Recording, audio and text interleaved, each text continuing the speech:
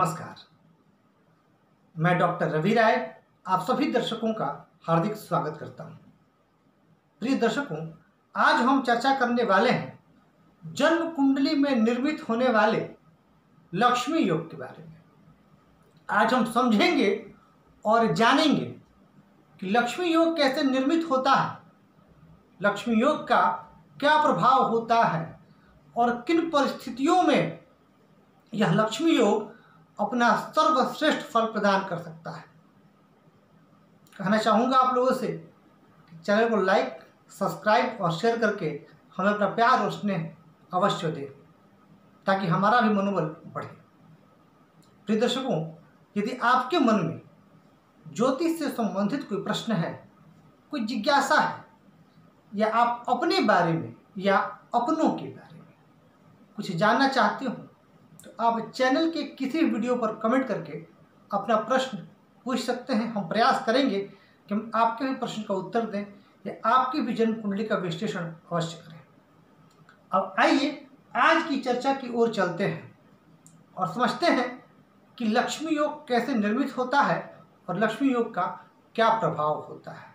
तो शास्त्र कहता है कि यदि लग्नेश बली हो, पहला शर्त क्या है कि लग्न स्थान का स्वामी बली होना चाहिए और भाग्येश अपनी उच्च राशि, स्वराशि या मूल त्रिकोण राशि में केंद्र अथवा त्रिकोण में स्थित हो तो लक्ष्मी योग का निर्माण होता है। इसके फल को मैं बाद बताऊंगा, पर समझते हैं कि यह कैसे निर्मित होगा और यह क्या कहना चाह रहा है। अगर उदाहरण के लिए मैंने मेष लग्न की कुंडली ली है तो पहला नियम क्या है, जो पहली बात है इसमें कि लग्नेश बली होना चाहिए। अब मेष लग्न में लग्नेश कौन होते हैं, तो लग्नेश होते हैं मंगल, तो मंगल को बली होना चाहिए।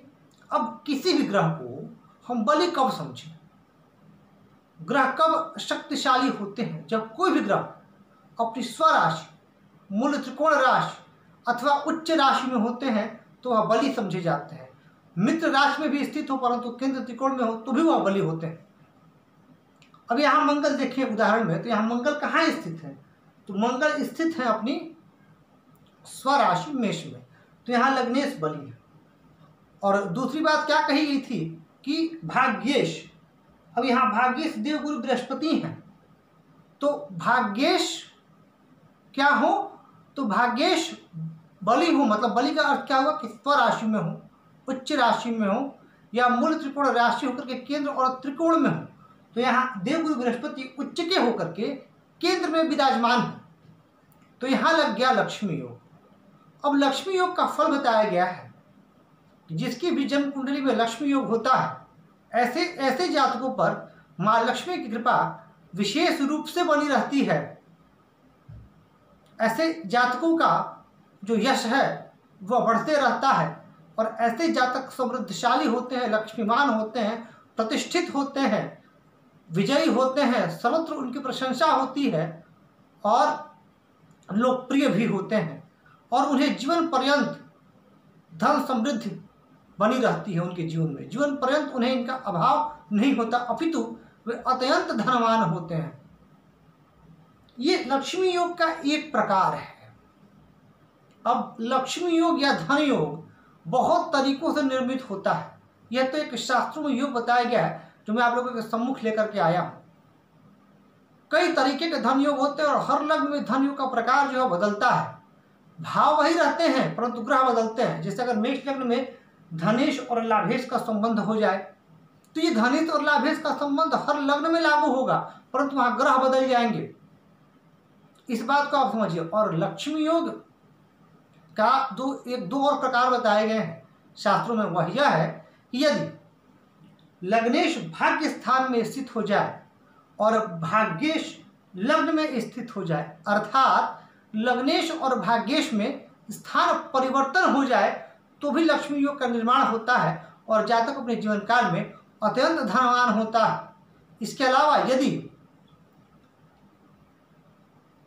लग्नेश स्वराशि का होकर के लग्न में ही हो जाए और भाग्येश भी स्वराशि का होकर के भाग्य स्थान में ही हो जाए, ये पहला जो नियम था त्रिकोण में, तो अगर यहाँ पे मंगल हो और यहाँ देवगुरु बृहस्पति स्थित हो जाए तो भी लक्ष्मी योग निर्मित हो जाएगा।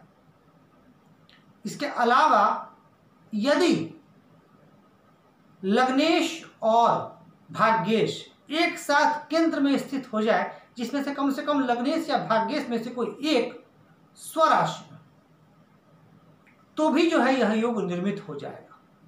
क्योंकि यहाँ केंद्र और त्रिकोण का भी संबंध हो रहा है, इस बात को भी आपको ध्यान में रखना चाहिए। अब अगर तुला लग्न का हम उदाहरण लें तो तुला लग्न में लग्नेश होते हैं शुक्र और भाग्येश होते हैं बुध। अब अगर लग्न में ही शुक्र और बुध की युति हो जाए तो भी लक्ष्मी योग बनेगा। तो इतने प्रकार से लक्ष्मी योग का निर्माण होता है। इसके अलावा भी कई और धन योग हैं और इसके बाद मैं कभी महालक्ष्मी योग की भी चर्चा करूंगा कि जन्म कुंडली में महालक्ष्मी योग कैसे निर्मित होता है, हम इसके बारे में भी बात करेंगे। तो ये था लक्ष्मी योग और बहुत सरल योग है, आप लोग थोड़ा सा भी ध्यान दीजिएगा तो आपको बहुत आसानी से समझ में आ जाएगा।